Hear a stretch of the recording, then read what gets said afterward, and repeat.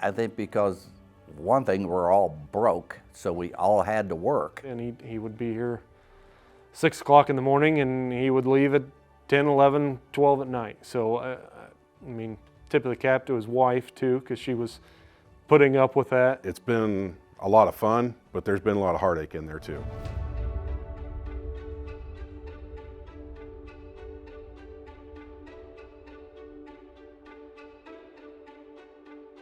I first came on as a loan officer. There was literally 4 of us in the building.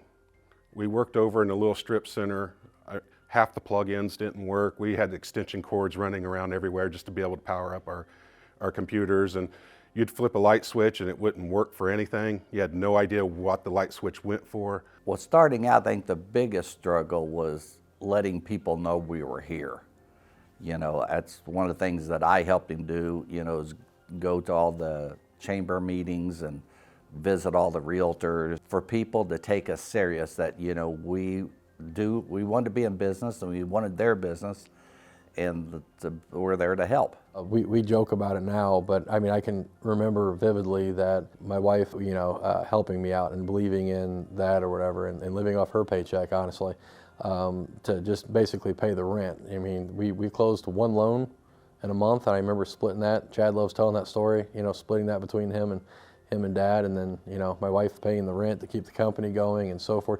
There's so many parts to owning a business and starting out that people just take for granted. And for me, you know, just if I didn't have that support system, who knows where we'd be. We did everything we possibly could. We literally knocked on doors and, hey, would you like to refinance? Hey, are you looking to sell? Maybe I can find a realtor that's willing if you need a mortgage. I think because one thing, we're all broke, so we all had to work. You know, there's days I didn't think, why am I leaving home? You know, we're not going to do anything.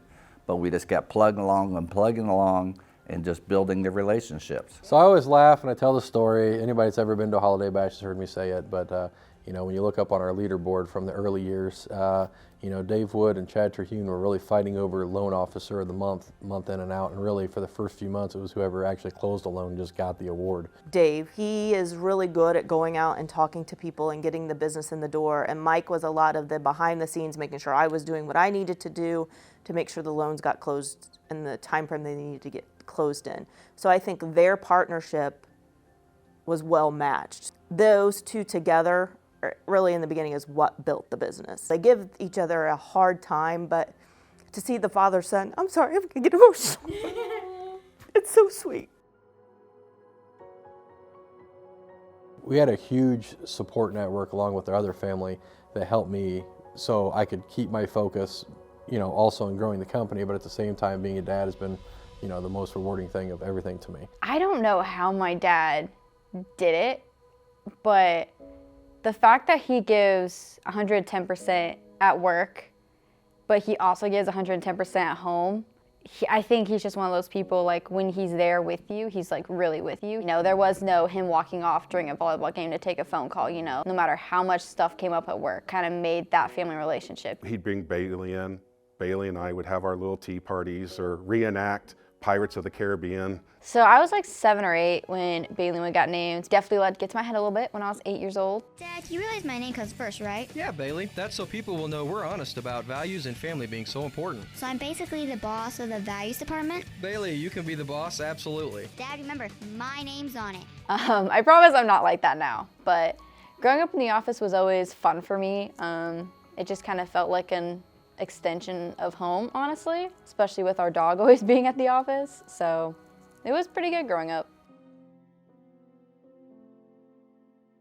I think that's the happiest I've seen him through the whole years of this, is him finding he's got his building. You know, we're not renting a place.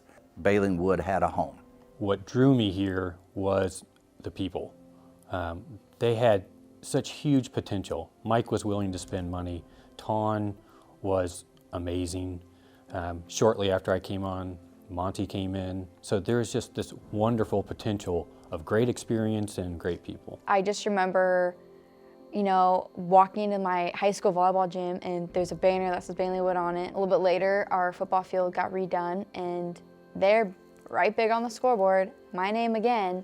you know, and then in the yearbooks and all this stuff, my name just kept popping up places. And I think for me, that's kind of when it hit. I was like, this is like kind of legit. I always knew that it was going to be big.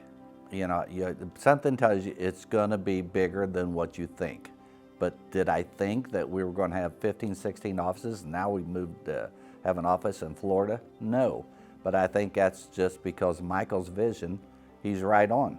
This company's kind of grown up with me, and I can pinpoint like, oh my gosh, that's when that happened. You know, like I distinctly remember like it was a really big deal when we got the Mooresville office, you know, because that was kind of one of our first like ventures out of Whiteland.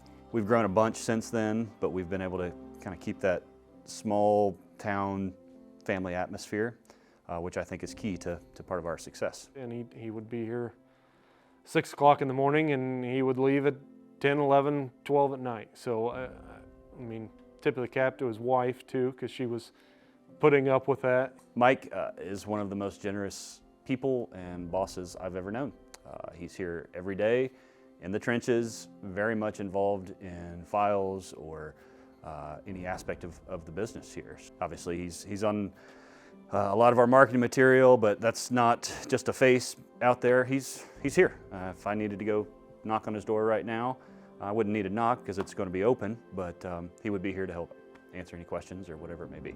When I decided to change companies and come to Bailey & Wood, it was because I was continually getting beat out by turn times. We're good at what we do. I mean, we get people into their homes very quickly, or if they're doing a refinance, it happens very quickly. We just have the backing to do that. So I think a lot of people see, and we have the reputation of doing a good job. So they see that, so they want to be a part of that. It's every deal. It doesn't matter if Mike's making no money on it or if he's making a bunch. It's getting the same attention because it's his business. It's his name on the sign. And he really does carry Fields phone calls all day long from people he's never met and will jump in on at any time. I don't think I could have taken 10 people from here and done what he's done. It wasn't easy. It's been a lot of fun, but there's been a lot of heartache in there too. And I don't know how he did it and kept it all together all these years, but somehow he's managed to. I love seeing our name on billboards, just to know where we came from, be able to see the success, to have people call and say, hey, we saw your company you work for on TV, we've so-and-so got a loan from this person. It's just nice to see good people succeeding, and we've got a lot of great people in this company. I'm just so proud of what Mike has accomplished here at this company with all the talented people he's brought together and the family atmosphere and all the good things he does in the community. It's just, I'm proud to say I work here. I think as you continue to grow, that's the struggle, right? You're continuing to balance growth, but you also want to keep your company aspect and feel in the core values of what you brought to the table. I think that all starts, again, with the people. No matter how big you grow, it's hiring the right people. It's hiring culture fits, not necessarily production fits, meaning that just because somebody does a certain amount of volume or what they bring to the table doesn't necessarily mean it's the best thing for the company. And that's one of the things learning through the years.